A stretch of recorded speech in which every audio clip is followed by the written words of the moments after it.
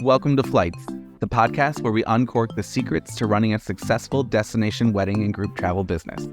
Each episode, we will explore the good, bad, and ugly of destination weddings while sipping on the finest wines from our pantries. As your hosts, we believe in savoring the journey with a glass of wine in hand. Join us, Mario Lopez and Ashley Morris of Destination Wedding University, as we explore all of the adventures and misadventures that we experience in this crazy industry. All right. Hello. Welcome to part something, might be part 2 of our last episode for the season.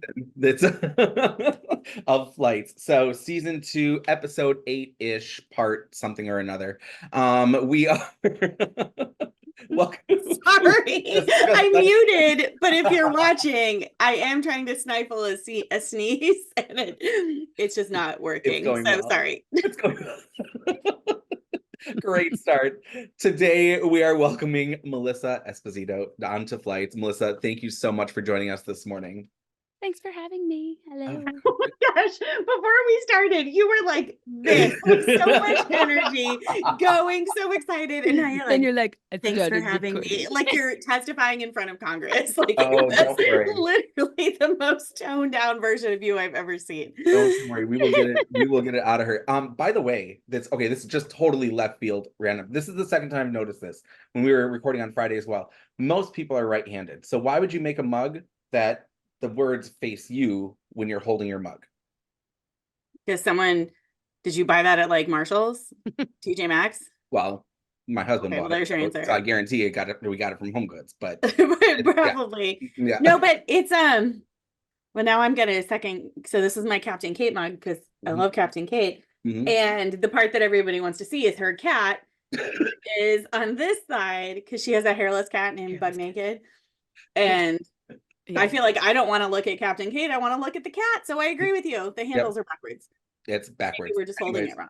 That's Melissa. You listen to Flights, so you know just the total ADHD. We cannot focus for anything. That's as we kick our episodes off, and then we get super hyper focused into it, right? So yeah, I feel like she's someone used to dealing with chaos because she just told us she has a foosball table in her living room. Yep. So if you can't embrace chaos by putting a foosball table in your living room, then I don't know why you're here. This is true. Exactly. Why else would we do these things, right? So as part of this final episode series, what we're doing is we're talking just to a couple of our Playbook Inner Circle peeps who have taken the leap from doing travel as just kind of a income generator into travel being a full-time career. And so Melissa, of course, is one of our shining star examples of that. And we love her story. So we definitely wanted to have her on and just hear a little bit more about it. So I guess first things first, Melissa, tell us a little bit about you and your business. So I'm Melissa, and I started doing travel in 2016. So that was like 8 years ago. And I was a hairdresser. I've been a hairstylist I started doing hair 23 years ago. So I worked in the same salon for a really long time. I'm also just one of those people who just does too many things all the time. So I had like many other side businesses over the years in general. And like at one point I was doing wedding invitations for some reason. I did a lot of Yeah, I know. I never mentioned that. I had a side. That was the first time I had ever had my first LLC was wedding invitations. I had business. I called it Making It Pretty. It was something I like that. That's cute though. Yeah. I'm gonna call you that now.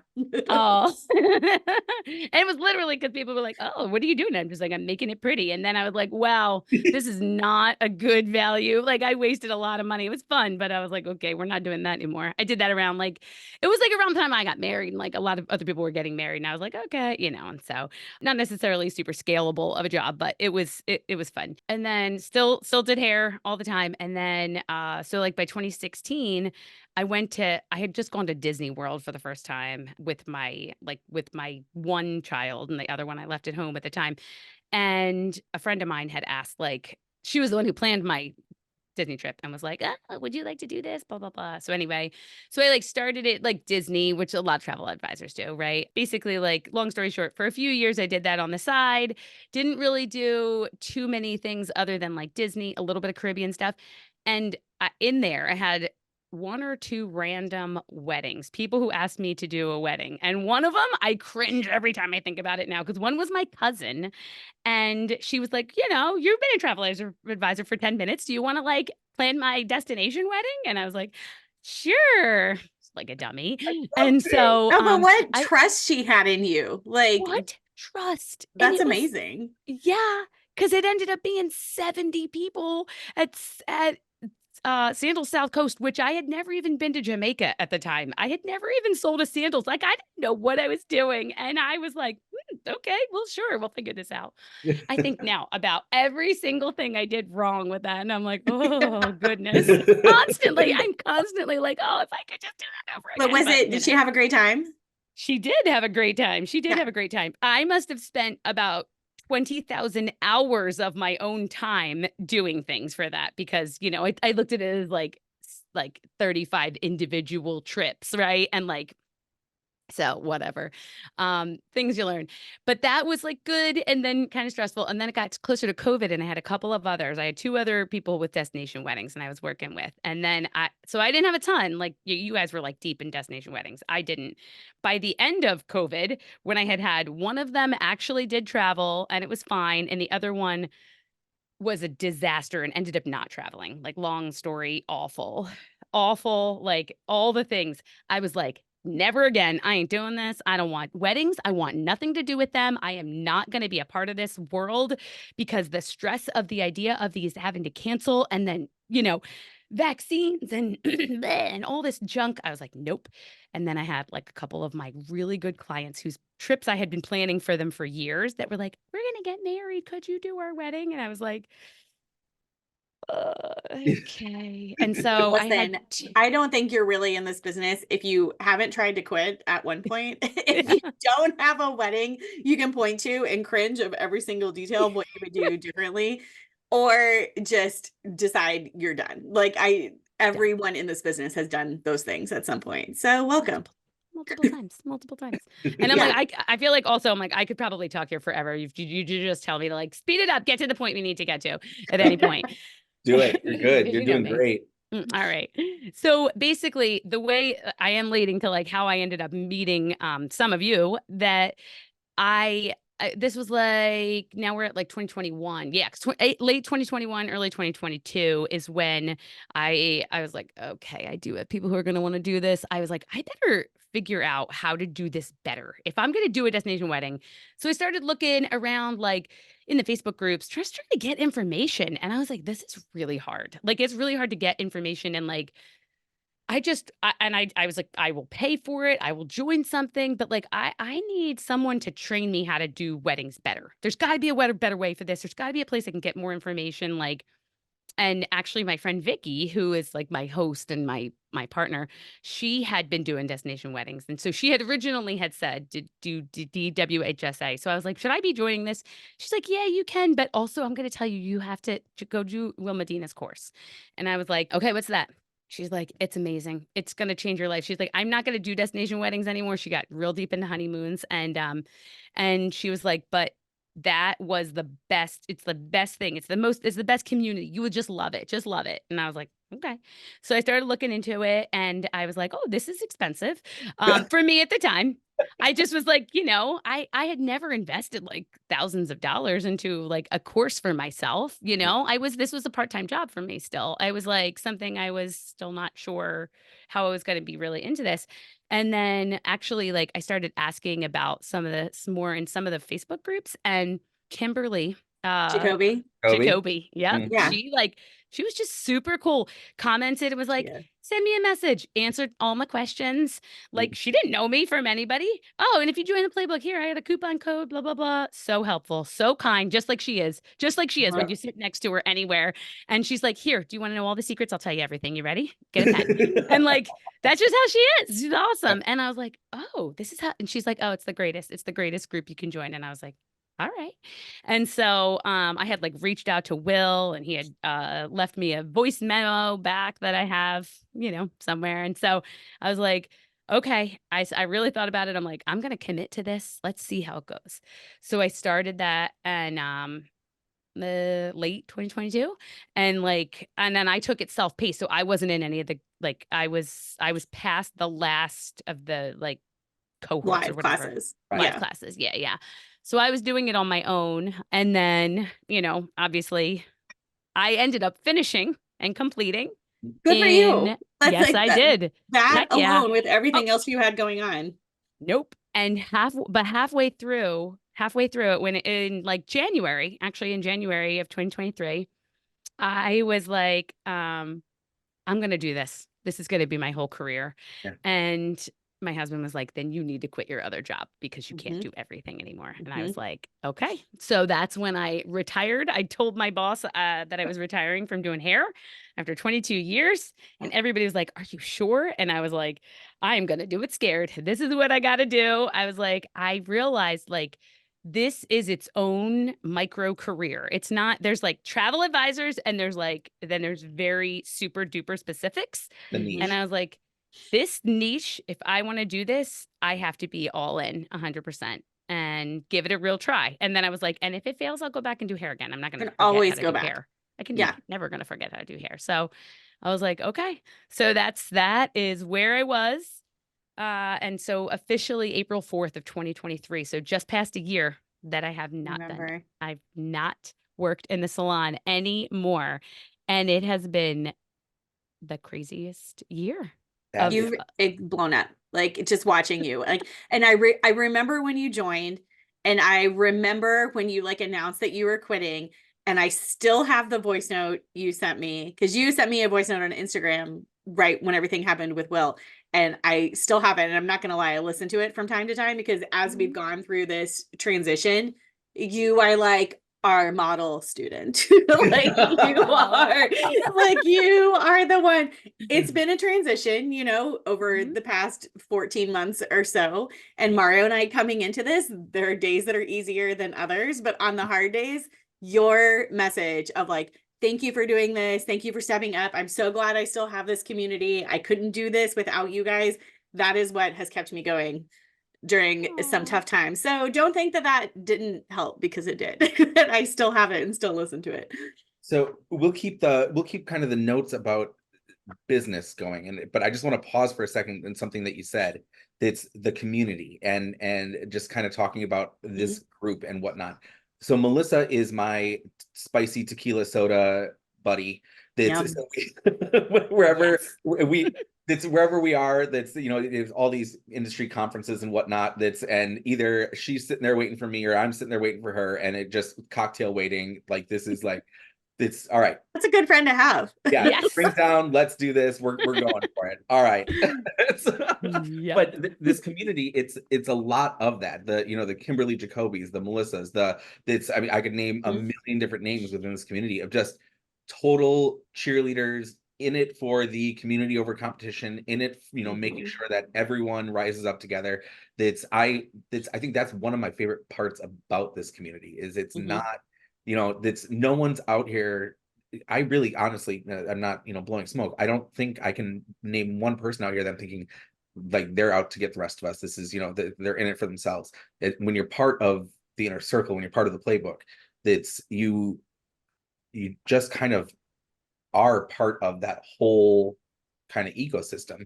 And I can't tell how many times that I've reached out to Ashley or some other people and said, hey, this is not maybe the right connection for me with this couple. This would be a great connection for you though. And it's just a symbiotic relationship, right?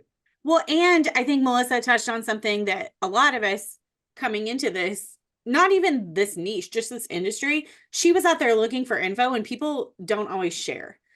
She was she knew what she wanted to do and was out there looking for information and looking for how to do this better. And I'm not putting words in your mouth, Melissa, but you probably felt surely someone has figured this out. I can't be the only one trying to do this. Exactly. And not naming names, but some of those other groups out there don't share. It's much more the competition versus the community. Yes. Yeah. So then going from there, Melissa, I guess just from your experience, tell us a little bit about what your favorite part of the playbook is. What tell us more about us. what keeps you hanging out with us? That's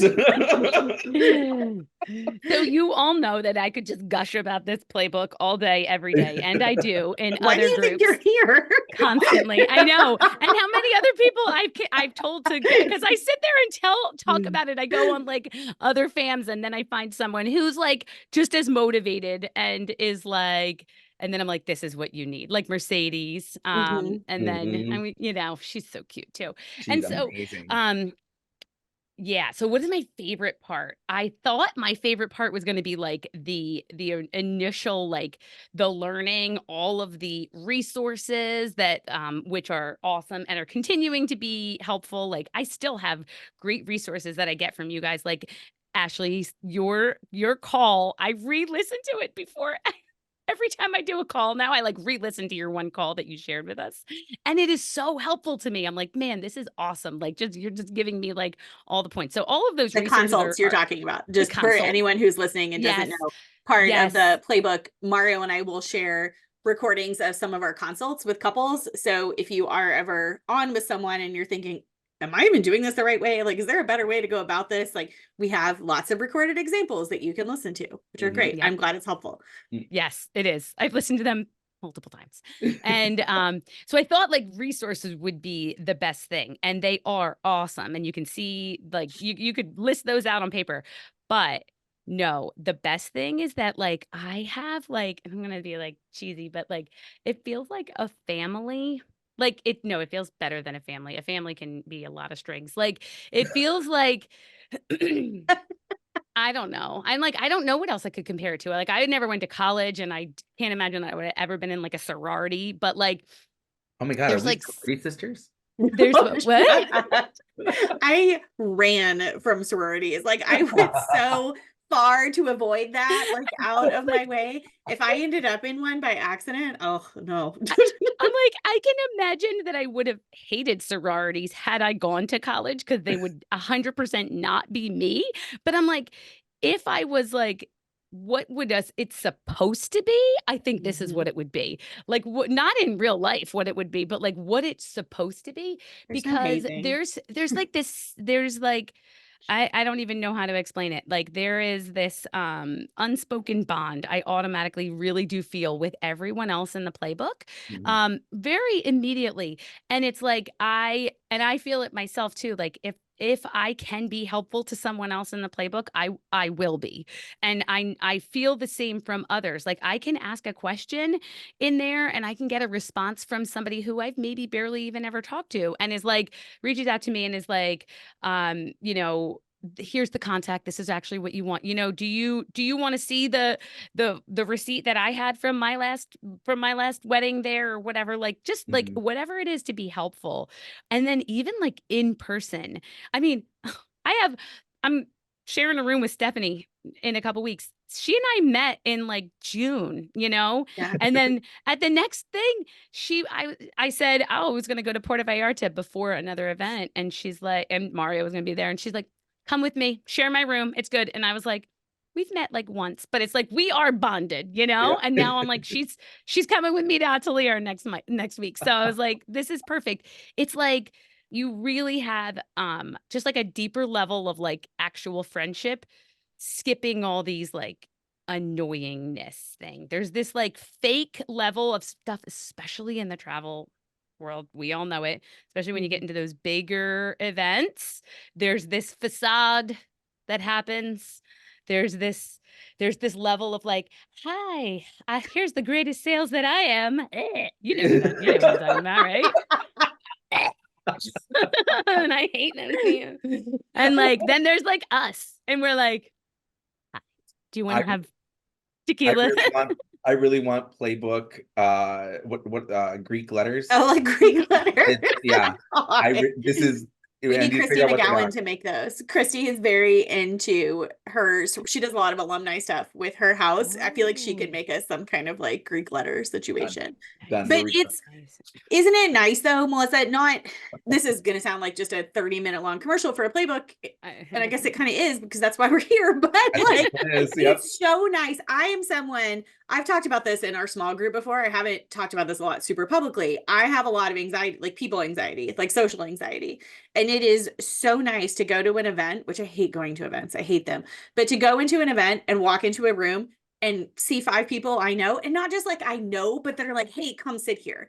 Like, hey, you know, like come be with me. Like I've got you, like I've got a spot for you. Like that's the best feeling in the world. Working independently is hard. Working in an industry where you just like give so much to your clients and other people just take from you all day long. It's nice to be a part of a community that kind of like fills you back up a little bit. And that's where you talked about it being expensive, and it is an investment, but you saw it as like an investment in yourself. And I truly think that's what it is. It's not just about a course. It's not just about lessons and worksheets and learning, which is important. It's all that baked in community too. Plus, everyone in the community did the same thing. They all invested in themselves, which I think raises the bar and raises like the quality of agent that we have in the group. It's just one note on the cost thing, that, and we don't need to focus on it all that, you know, all that much, but hit a button with Maya. Yeah, but no, that's okay. But when we're talking about it, like it's the whole, like part of what we teach in there is about charging fees and making sure that you're you know, valuing your time and getting paid for your time. One fee is all it takes to pay one fee. Yeah. So you close one wedding, and that doesn't include your commission for the wedding. And you're there.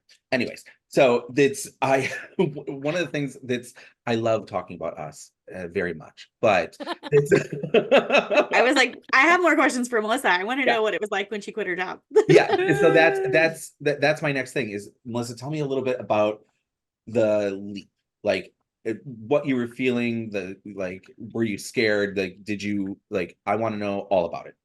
And I want to know, did you financially plan for it? Sorry, that's nosy, but like, was there like a hard cutoff date? I think you said there was. It was like April. Like you picked a date and just stuck with it. Yeah.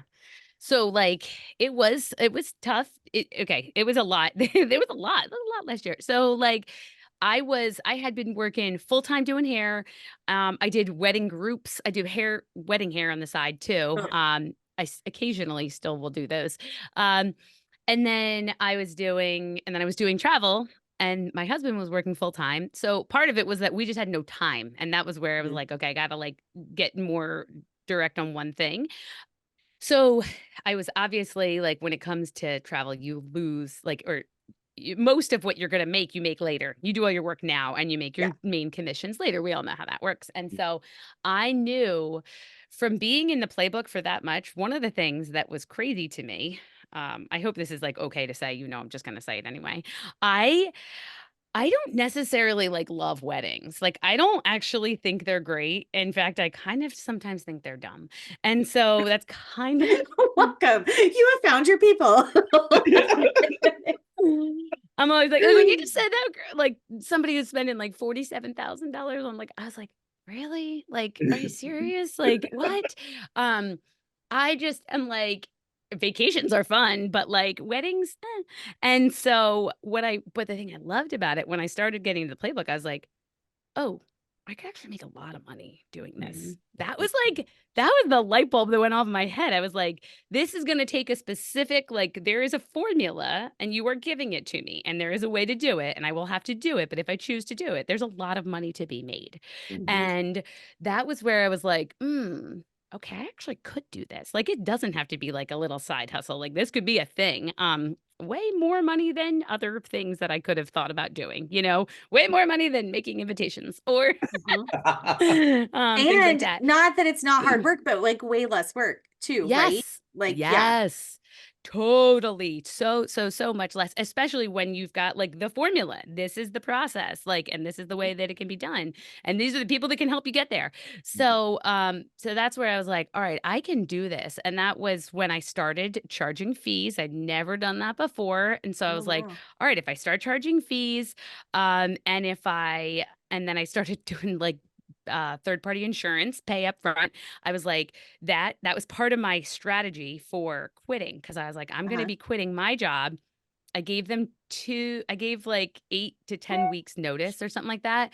The reason for that too was because like I had done some of these people's hair for 20 years. Oh, And yeah. so it was really hard. And what I didn't want to do is I didn't want to have anybody come in and I didn't want to have too many people come in and say, hi, today's your last appointment with me. I wanted to give most of them the chance to be like, hi, next time is your last time with me. So most of my regulars that were like 4 or 5 weeks, like I could be able to do that. So I had most of my people I could see 2 more times right before, and then I would kind of guide them onto somebody else.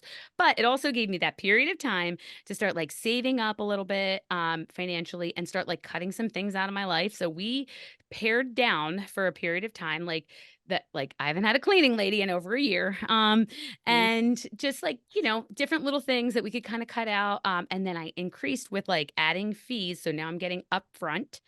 I'm getting paid upfront for multiple different things and then adding in insurance. So I was like, all right, I think I can basically like piece this together until like the business starts to back it up. Right. Does that make sense? Yeah. And then the crazy part was that we got to that and I was like, okay, we were just starting to get to a point where we were like, okay, we're going to be back to like fully financial. And then my husband got laid off in November. And so, this is like the wildest thing is that like he didn't like his job anyway, and it's going to be fine in the end, but he's been out of work for 5 months and we're somehow okay here. And so like that that's wild to me. Like that that we've been able to make it work. Again, we have some things we've still to keep cut out, but like we're doing okay. Like we're still surviving. So it was almost like this weird, like I already scaled back and then thought I was going to be able to get to normal. And then I was like, okay, still scaling back, but it's worked. And so this one income has been running this whole house and all four of us and the dog for many, many months. So that has been good. First of all, huge kudos to your husband for when you said, I think I can do this. And he said, then quit your job. Yeah. Like how supportive and amazing is that to have someone in your corner that can say, yeah, go with it. And it kind of worked out. Things happen for a reason. And I hate that phrase, but in some ways, I think timing is everything. You were able to build that pipeline of business. And then his job happened and you had it all up because you had taken that leap earlier. Yes. You would have been in a very different situation if you were still doing hair and still kind of thinking about doing this part-time and then he was laid off. You would have no pipeline built. You would have no clients out there waiting. It would have been really different if you hadn't just trusted in yourself and made that leap earlier. Yeah. Oh, totally. That was a whole like do it scared and it worked, So tell me a little bit about your business these days. And obviously you don't need to go into specifics, but like number of weddings, that's how a year later. What does it look like? Okay, so a year later, as of last year, when I was in the middle of the playbook, I had 2 weddings already that were booked. Those were the reasons that I was like, I joined. And then I took on 2 more. So one that already just traveled last fall, and then one that's actually traveling this coming fall.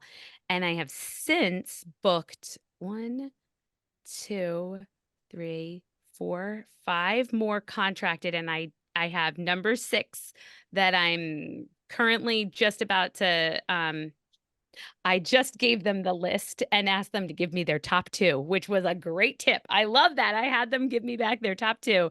So right now. So, and then I still have the rest of my business too, because even though I haven't yet cut out all other like FIT business, because that's like you kind of take it as you go, as you get there. But because I've started the mindset of like changing to like, I charge fees, my time is valuable. And that has changed everything. So I actually take less clients overall, but they pay more.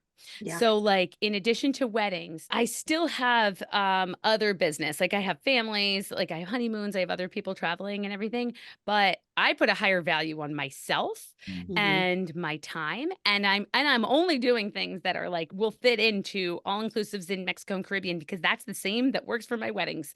Like I'm not gonna be. And if somebody wants something way out there, I'm like, cool, I know somebody in the playbook who can help, Oh, you want to go to Italy, great, here, like whatever it is. So it is even affected, like being in the playbook, even other than the wedding part, it has affected my entire business because I value my time better. And so my clientele has gone up. So I now, so I'm going to be honest with you, like, and I actually, I don't work as many hours as people would think. And that's also, I do like a lot of volunteer work. I have like a whole, I have like a whole other side of my life. Like later on today, I'm going to help at my coffee shop. I want to bring up the coffee shop because I love it, but you have time to do those things because you have a system like streamlined. You, even though you haven't, like, you're not only doing weddings. Sometimes people hear what we do and they think, oh my gosh, that's all you do. No, that's just the tool that brings clients in the door. And then, like you said, you can be more choosy with your time. You can say no to things that you don't want to do, that don't serve you. You're not chasing people down, and you don't have people ghosting you the way that you did anymore. I bet. No, I think absolutely. I think one of the most important things about Playbook, and the reason that the Playbook came about, is because we wanted to give people the opportunity to build the life that they want. Not everyone wants a 7-figure business and, you know, that's you're building a team of, you know, 30 people. Some people want to take this and this is my base, and now I can go do whatever other things. Yeah. It's it, and there's, you know, that's a wonderful thing. That's the whole reason we do this. Yeah. So talk about your coffee shop, like, because I mean, I know it's like tangential, but that's okay. Like, it's such a huge part of who you are. And I think it's a good point to illustrate what Mario just said, like building the life that you want. Yeah. So same, well, probably partly because I'm ADD and I'm always like, what other things can I get into? But like a crazy person. And maybe I just need a hobby. I'm just going to start with that.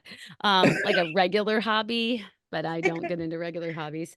So 5 years ago, a friend of mine came to me and said, and he's as crazy thinking as me, and was like, I think our town like really needs like, I think we really need a coffee shop because we don't have one. Our town sucks in general. And like, there's no like main place and whatever. He's like, this is before COVID. This was like 2018. He was like, you got to go to like far away to have like people who work from home and, they want to have somewhere to just sit and like be with other people or like meet up with somebody, but it not have to be like a full restaurant and the place that they could like rent out the space and you could have like local businesses could use it. Like something could be like a community center, but that's like coffee and breakfast and like somewhere to meet up with people that's not a bar, like something like that.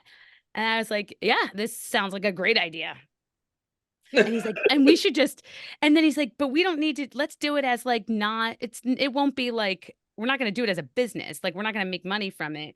We'll just take any of the profit and, it can be whatever. Cause we'll just donate it back to like people in the area, like local stuff, things that are really good for our area. And I was like, you're a genius. And for some reason we kept going with that. And and then like and we basically, there was like a team, it's a long story, but there was like 5 of us that started it, and that team has like evolved over time, but 2 of us, Ross and I, still, we're very much in it still today, and other people have helped in different ways. People love it. People love the idea. We ended up like finding there's like so many amazing coincidental stories that would happen, like that. I do believe that God just wanted this to happen. So long story short, it was like an abandoned, long-term abandoned 7-Eleven that the owner of who owned the bar and the whole mall next to it and the whole like parking lot and the abandoned 7-Eleven. And I mean like 15 years abandoned, like disgusting, like there were dead birds in the room, like there were pipes from like, no, like I'm telling you, I could show you the pictures from it before. And so he bought it and then and said he wanted to build something good for the community, and then suddenly died. And and that was just before COVID. So then his kids had to take over everything else, and like the 7-Eleven was like the last thing to think about.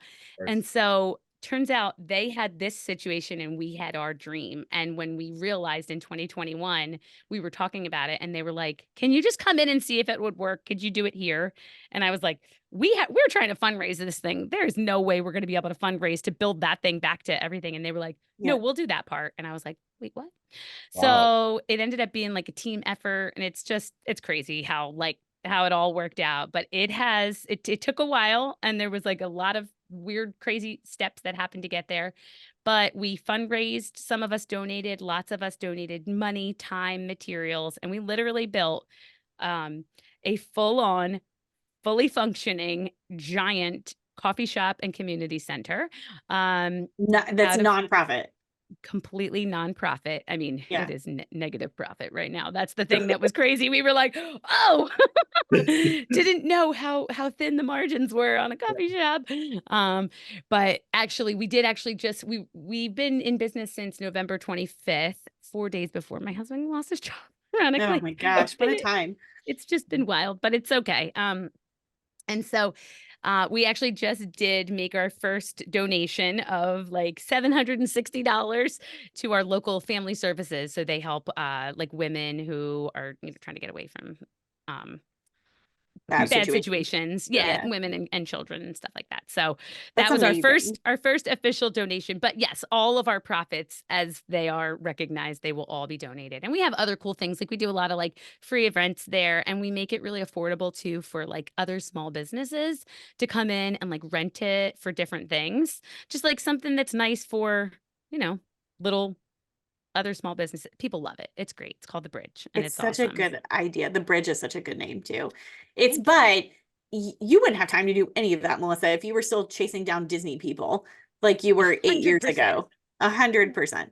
100%. I am actually working in my travel business less now than I was when I was doing like $100,000 of Disney. Like, honestly, I spend less hours now because it's so much more streamlined. So.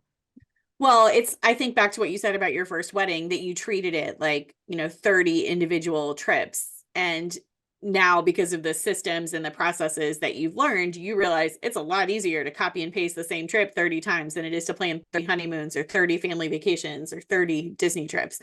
I'm the same way. I don't love weddings either. That's always been like my dirty secret about this. And it's not even that secret because I just tell people, but it's not. The wedding is the hook for the group. The wedding is a group. And the things that you learn, you can apply to anything, any type of group, probably any other type of business. Like I'm sure there's things that you took from the playbook that maybe you even used in the coffee shop, like just streamlining and processing things. It's just a way of thinking where the wedding happens to be the hook, but you can use it for so many things. I'm proud of you. That's exciting. You. And I bet you meet with all your suppliers there. I want a coffee shop. It's so great. If you guys are ever up here, yes, I have Dan Jimenez is coming next month. That I've had I had Ashley Gibbs, I've had Jacelyn. And I actually started, because I need more things in my life. I started like a little travel agent group. It's very unofficial, basically at my coffee shop once a month. There was like 7 of them that came this month. Like Dina from the Playbook, I met her. She's in there now too. Just to like come, because there's lots of people who are just like don't have any community, and they're not all like into weddings, but it's hard to get to meet other travel agents that know anything about what you're going through and take it seriously. Work from home.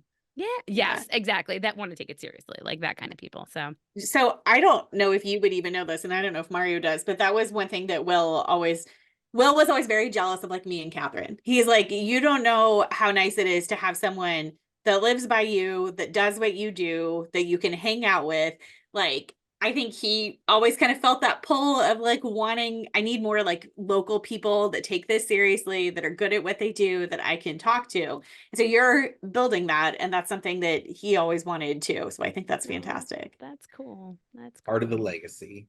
Yeah. I love it. All right, now we're going to ask you a bunch of annoying questions. Okay. That's our transition point. Oh, I think you're going to have good answers to these, so I'm excited. All right. Do you want me to kick us off, Ashley? Yeah, sure. Why not? All right. So, Melissa, lightning round.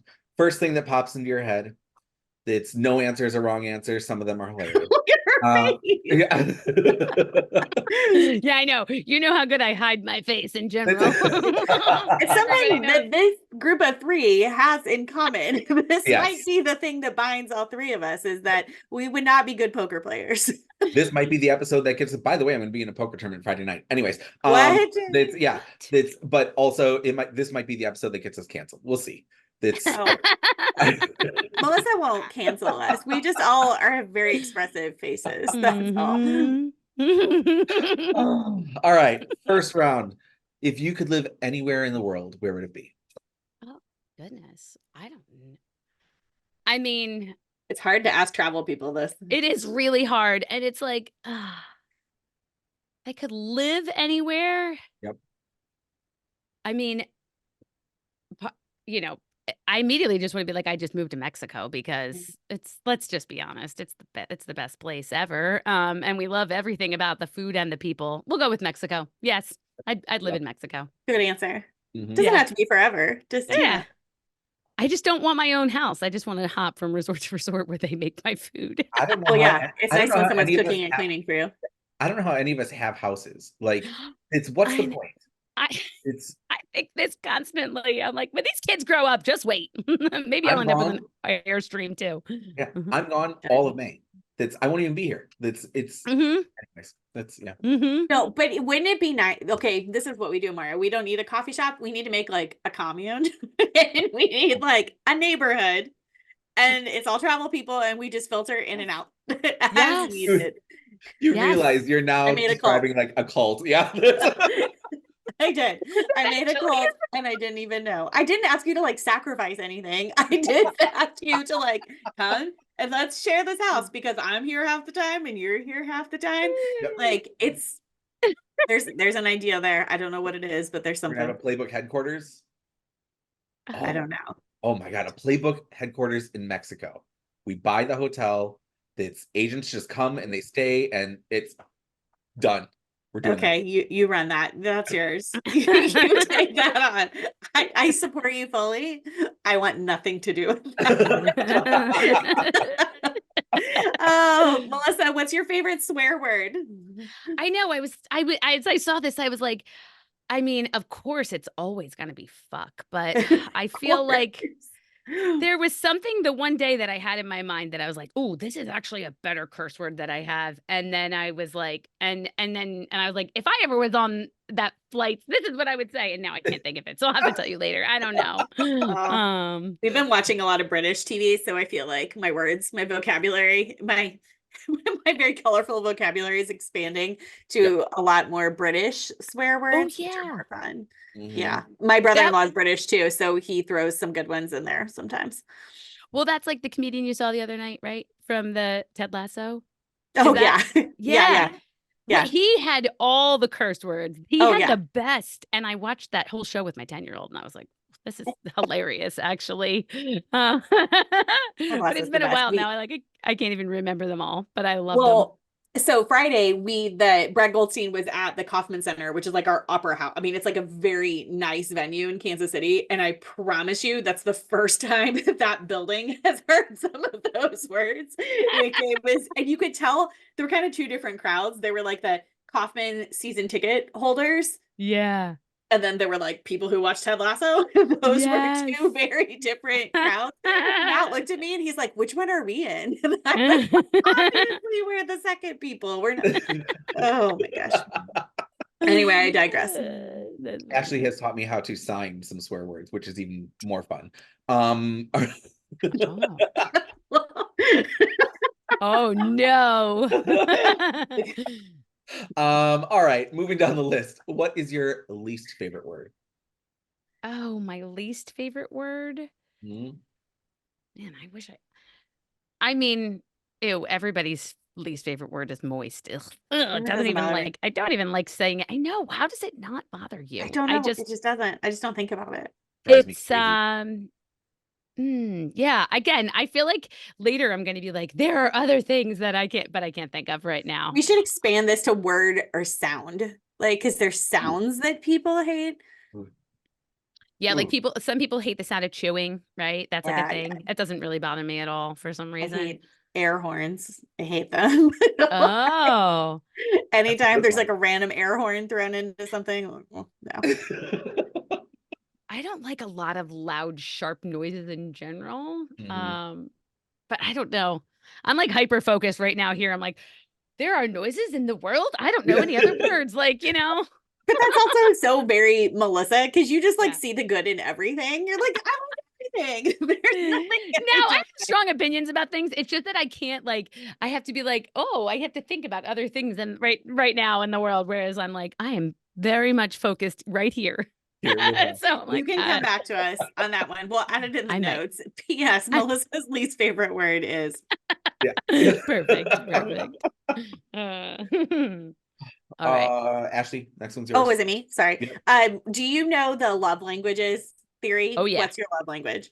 It is quality time, 100%. Easy. Yep. That's not surprising. With tequila sodas. It's I want a tequila soda. It's 10 o'clock in the morning. It's one of those days. On a Tuesday, 10 o'clock in the morning. What turns you off? Professionally or like anything? Anything. Don't know where this is gonna go. I'm curious. Professionally, like the word cheap. If I have, you know what, if there's like a least favorite word, honestly, it's the word cheap.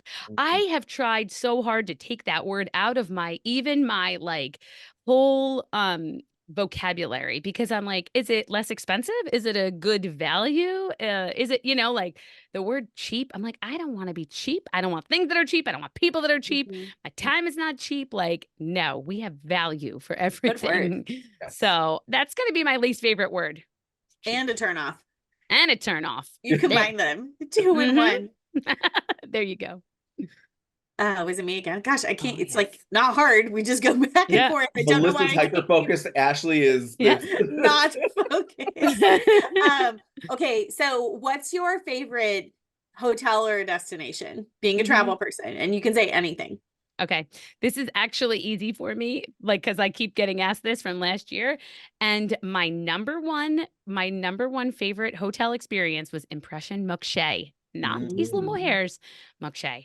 I love that rooftop pool area, the pool that overlooks the beach up at the front. I love the violins playing up there and downstairs at the dinner. Like, I loved everything. Impression Mokshay, number 1. The big black tub in the room. Yes. And that black granite. And, yes. That hotel. Stunning. Love that hotel. My favorite. Their food there is great too. The food was so good. They made very good spicy tequila drinks. They actually even gave me a bottle of Moe, I guess, in my room, like a little one, the perfect size. And I was like, I didn't even know I liked champagne until I had this. You just needed to have some decent champagne. And now you're a fan. I'm usually drinking the stuff that we had at that fake wedding that night when I was like, why do I have such a headache? Remember? That's why. Yeah, that's why. So the heat and cheap champagne, they're not a good combo. No. Let this be a lesson to anyone who comes into this world and goes to a lot of events where they have fake weddings. The cheap champagne plus the heat, not a good combo. You will feel terrible. Don't do it. The cheap tequila goes on that same list. Yes. Do we remember? It's your word. Yeah, see, the cheap. That was the night that irritated me too. The cheap, yes, that. You remember the bottle of the Humidor that was the best thing that was. Yeah, not a good bar setup at that fake wedding. That'll happen. It's why you don't cut corners. All right, this is an easy one. Cats or dogs? Oh, dogs, 100%. I love my dog. Actually, it's funny. I never had a pet growing up ever because I was the oldest of 6 kids. My parents were like, "Yeah, no animals, thanks. We're good. We had enough of you people here." And then, I relate to this. Right? Yeah, exactly. And you're not the oldest, right? You fall in the middle. I'm in the middle. Okay, that's what I thought. Yeah, I'm the oldest of 6, so there was no pets ever. And then I had 2 cats when I lived in apartments until My husband was allergic, so he lived with it for quite many years. Then we had a child who was allergic. I was like, all right, we're going to get rid of them. So no more cats. And then we didn't have any pets until 2020. And we got Zelda, my black lab, and she is the greatest.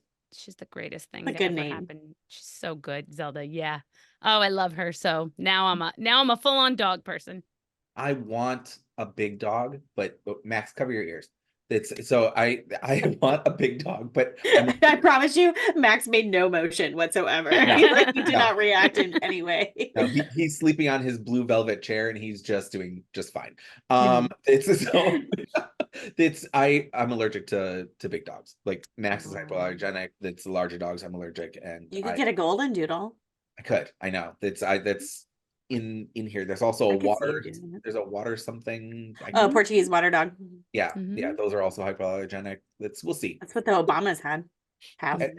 As of right now, it's just like I said, I'm gone all of May. It makes, poor Max is gonna be a foster dog. In our cult, we could have pets.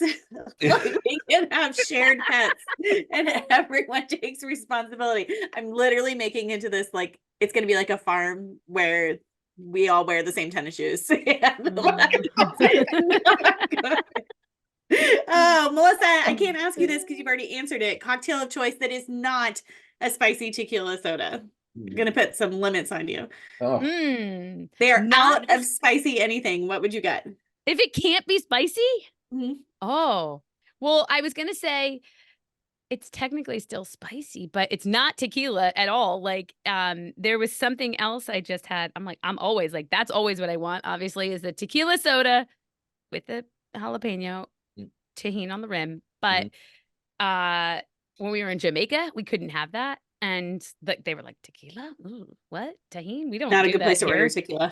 No, my husband loved Jamaica. He wants everything as sweet as possible. So, but they made me something called the sangrita, and it tasted like, I think, like a Bloody Mary. It's like the tomatoey. Yeah, it was a tomatoey, and they put hot sauce in it, and I was like, all right, this will do. So it was still spicy. Sorry. So sangrita is one ingredient of a Mexican flag. Have you ever had that?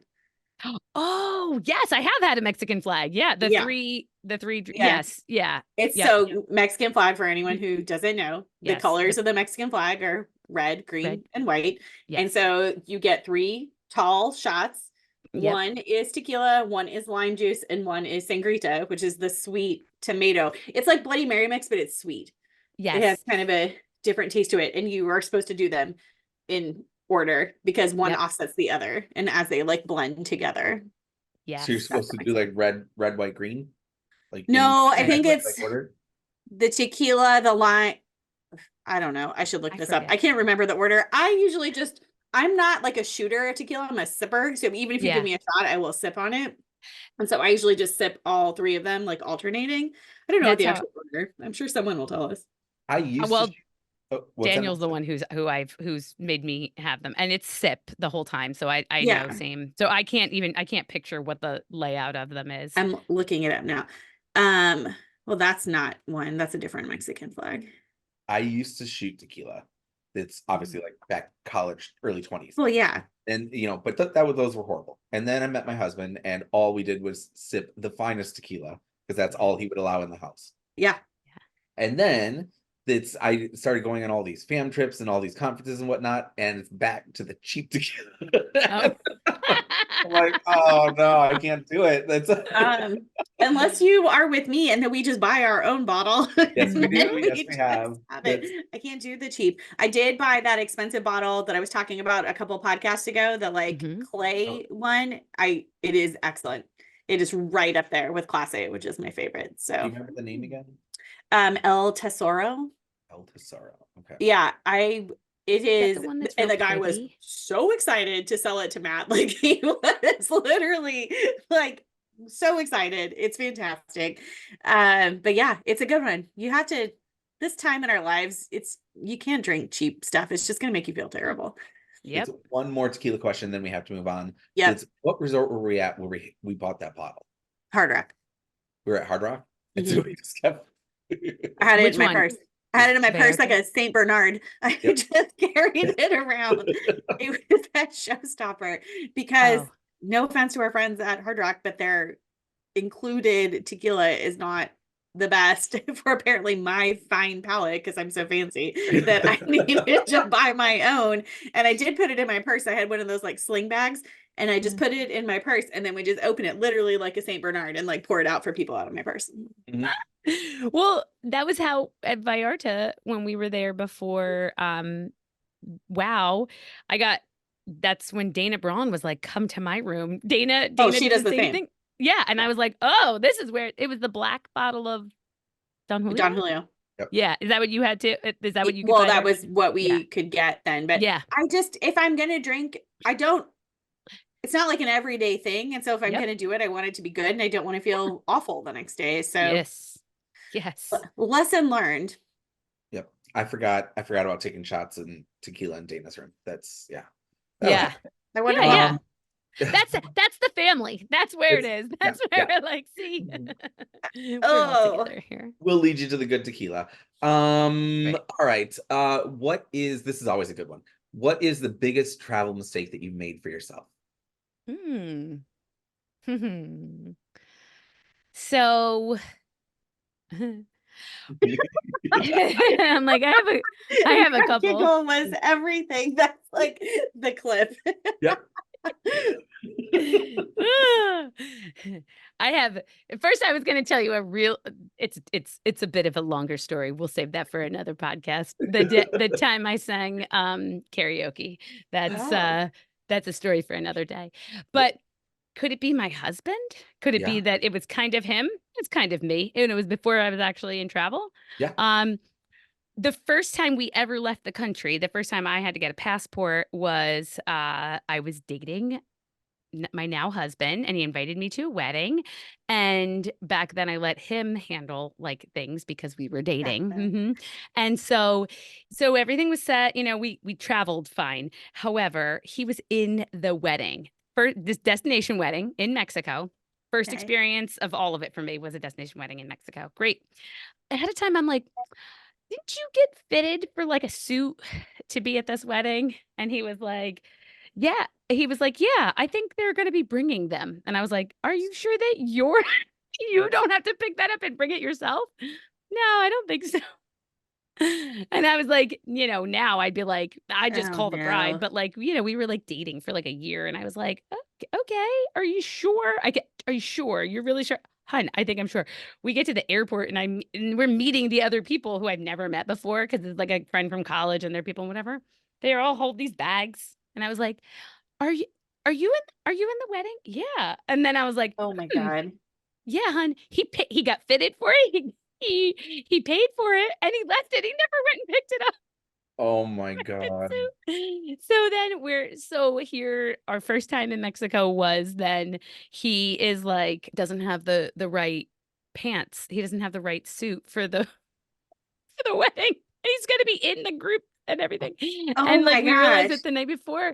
So somebody was like, I can get, you want to get me to get you a cab to Fifth Avenue or whatever to buy pants. And here I have never left the country. I was like, you are not getting a cab.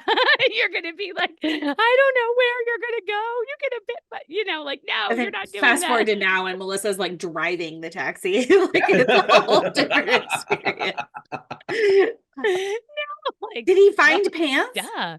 He ended up wearing his khakis that he had. Luckily, he had the one pair of pants, and like he had like looked like a bowling shirt almost. And they let him be in the pictures, and I was like, oh gosh, I was so embarrassed all throughout it. But yeah. Did he ever go get the suit? No, I don't think he ever bothered, because he came home and it was like, it would have been time to return it anyway. So it was like, didn't matter, it was like it was a suit rental. So, Oh my God, that's hilarious. That's a good one. That's one of them. That is a good one. Okay, last question. What is on your bucket list? What are those things that you haven't done yet that you really want to do? So like travel. Yeah. Or whatever. Surprise us. Travel. I would say it's travel. So I I mean, there's two places I really want to get to. One is Iceland, but more is Italy. I really want to, and a few of our playbook friends are there right now, and I'm looking at their pictures every day, and I'm like, oh. So that is my big bucket list, is like a good long trip of like all of Italy. Nick lived there. He did a semester in college. Nice. So yeah, he spent a lot of time there and he loves it. We were supposed to be going there in June, but for a wedding. But when he got laid off, I was like, this is not going to work out. We changed the plans. So air for Europe is so insane. Yeah. We were supposed to go to Greece in June and we canceled because the air was $1,800 for like not even like just basic coach tickets. Just $1,800. It's crazy. I could speak Italy all day long. So whenever you guys decide to go, you let me know. I will speak on the whole tour. It's phenomenal and amazing. And I feel like even when you look down like an alley, it's out of a picture. It's beautiful. Yeah. I want to do your Iceland trip. Let's do that. That's our next retreat. Let's go to Iceland. Mario looks so excited. Absolutely not. I'm in for Iceland, not for the retreat. It doesn't seem like I don't want to plan it there. It's like Survivor, and we just throw everybody into like a place and be like, all right, you're on your own. All right. Well, Melissa, thank you so much for taking some time this morning to sit down and chat with us. I know we ran a little over. I'm hoping we didn't make you late for anything else, but thank you very much for sharing your story with us and just for sitting in and being who you are, because you are absolutely amazing and we love having you with us all the time. Thank you. I love you guys. Thank you. All right. See you soon. Bye. Running a travel business may have its challenges, but with a dash of humor, the right tools, an amazing community, and a lot of wine, success awaits us all. Raise a glass with us and toast to your remarkable journey. Don't forget, if you're ready to take the next step in your travel career, one where you can focus on developing your niche, attracting leads, converting them into new clients, and automating your systems, you can build the business of your dreams. If you're ready, join us in the Playbook Inner Circle at jointheplaybook.com. We can't wait to see you inside.